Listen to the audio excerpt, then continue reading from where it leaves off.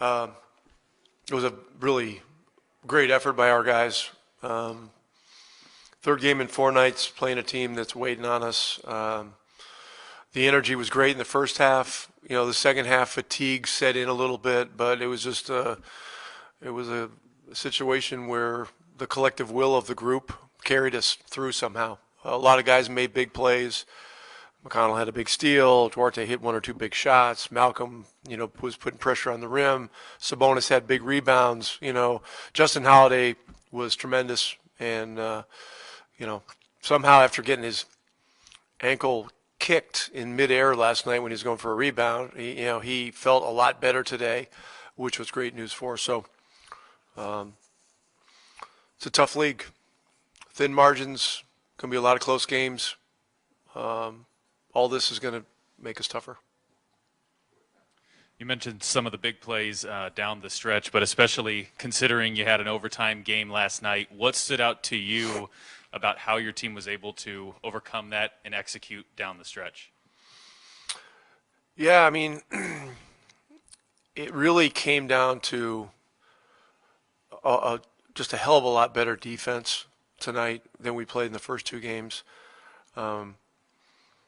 Lloyd Pierce did a great job at our walkthrough this afternoon of sending the message that, we needed to be more physical. We needed to have a stronger disposition. We need to have a stronger attitude about defense. And, holding these guys to 91 points, even without Lowry is a really good accomplishment for where we have been the last 2 nights, giving up an average of 130 or whatever it is. So, we showed what we can do defensively. We need a day off tomorrow. Then we got world champions coming in here Monday. So, this is a very challenging beginning part of the schedule. The home crowd was great. The dynamics this year are different than they were last year, with home crowds. Makes it tougher on the road, and your home crowd has the ability to give you a nice lift at home. And so, we're going to have to, it's on us to play hard and play well and keep our fans into it. You mentioned expanding the rotation after the game in Charlotte, and you've gone with O'Shea Brissett 2 games in a row now. He was excellent in this game. What have you seen and liked from him in the minutes he's given you in these last 2 games, and will you continue to look for him going forward? Yeah, he's a good player, and, not playing him in Charlotte certainly it was a mistake. It was just a situation where the game kind of got going a certain way, and it just didn't happen. He was solid in his 7.5 or 8 minutes against Washington last night. Tonight we needed something special off the bench, and gave us shot-making, rebounding, defense, and he was active. He was around the ball, and nights like this, 3rd and 4 nights, the other team waiting on you, you need some guys to step up, and he was tremendous.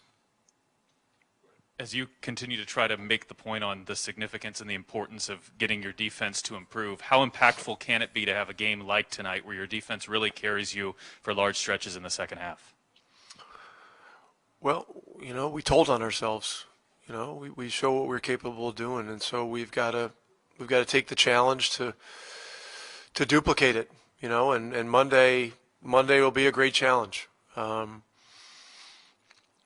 So that's kind of where we are with it. Tonight was the kind of game that we envisioned for this team on a regular basis, with sticky physical defense and playing with real attitude. The first 2 games, we just traded shots. That's really what we did, and we left it to the whims of the basketball gods and shot making. And when you do that, you can get bitten pretty badly.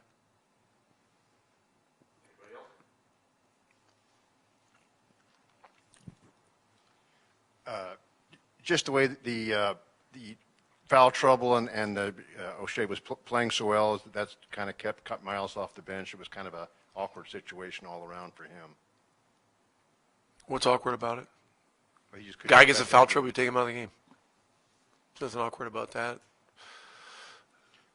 Did you, I mean, going into the game, you certainly would have thought he played just 3 second-half minutes. Yeah. Well, sometimes sometimes odd things happen in the NBA, you know. It's the kind of league where you can go for 40 one night and play 3 minutes in the second half the next. And we just got to keep the bus moving.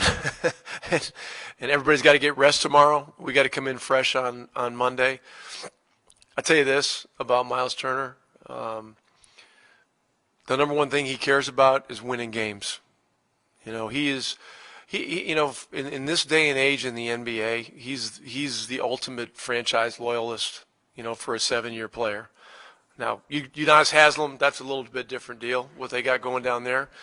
And that's impressive. And that's impressive. But, you know, for us, Miles Turner is that guy. He's a leader. He's coachable. He does the dirty work at the defensive end, you know. He's Mr. Intangible in so many ways, and he just got unlucky on a few plays tonight.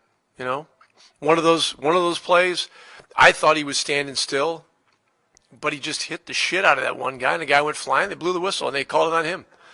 And you know, at that point of the game, it's not one to challenge, you know, because it's just change of possession. There's no free throws involved, and I think we're leading at the time. So.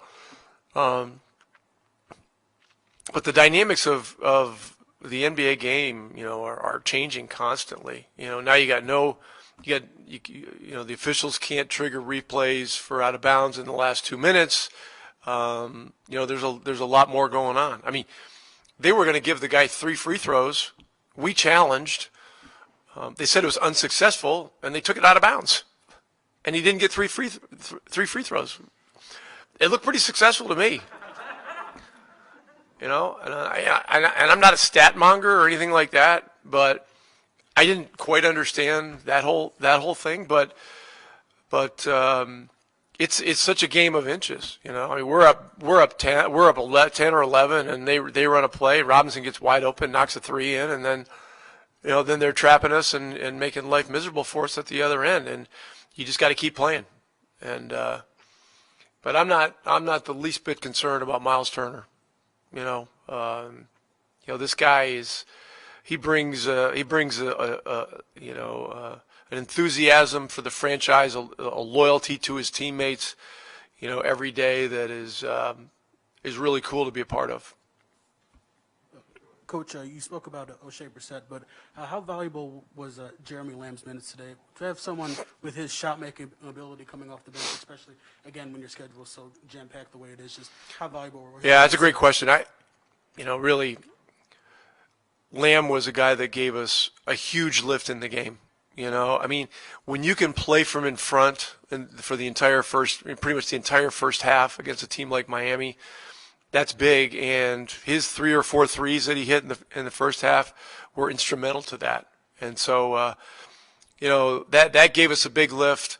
And then look, we needed it from everybody tonight. I mean, really, everybody played an important role, and all the guys on the bench were ready to go. You know, Isaiah Jackson's free throw, his rim attack at the end of the first half. It's a big play. Makes 1 free throw, makes it a 10-point game instead of a 9-point game. So, and by the way, he was presented with the game ball for his first NBA points after the game, and we gave Chris his after his first basket against Charlotte. So, if anybody's interested. Is that it? Thanks.